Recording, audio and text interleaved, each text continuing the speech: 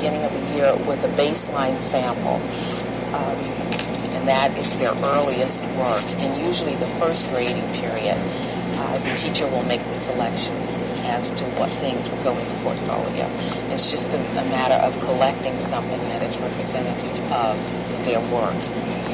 And after that, the children themselves can choose what they would like to go in their portfolio.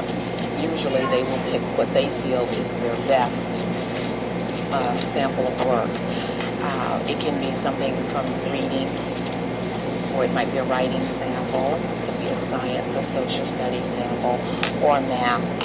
And we've even used their first day pictures for our portfolios, and we just kind of cut them out and put them on the front of the portfolios. For me, it's a wonderful way to evaluate because I can look at that baseline sample and at a glance, I can see where they were in September when they came to me, and I can see where they are at that particular time of the year.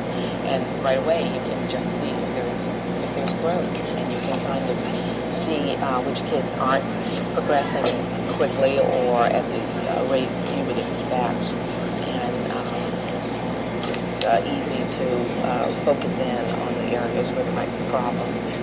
Oh, okay. So you have improved there because I don't think I've seen reversals lately. Good.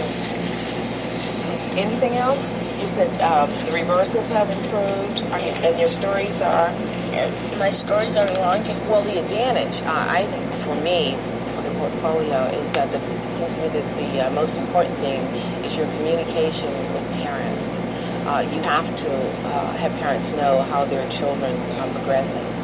And standardized tests, I don't think give you as much information as a portfolio does. All capital, and then write lowercase.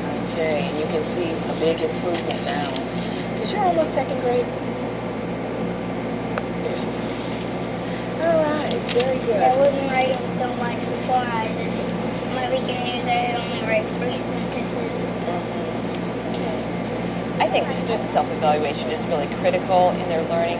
Over the last number of years, we have become so much more aware of how when we engage students in their own self-evaluation, we increase their learning. What we need to do is help students think about what they do to be good learners and what evidences there are of their learning. And when they participate in the process of their own evaluation from kindergarten on, I think we create stronger, more motivated learners. And so there are so many ways that we can do that. Learning logs, a collection of portfolios, having samples of student work collected periodically. I see kids put their own oral reading on the computer, so they keep samples of their reading over the course of a year. E is for Texas, U is for umbrella, V is for volleyball, W is for walrus. They can go back and look at what they were able to read in the beginning of the year and gain a real sense of confidence by the spring that they have grown so much. The more we give kids the ability to see what they are doing in their learning, the more I think we increase their motivation as learners, because kids learn so much and they forget what they didn't know as soon as they've learned something new. By helping them keep records of where they were when they start a project or a process and where they've come over a period of time, I think is very empowering in the classroom. So that self-assessment, that collection of samples of work are all part of what makes our classrooms exciting now and why we're making such improvements and such gains with so many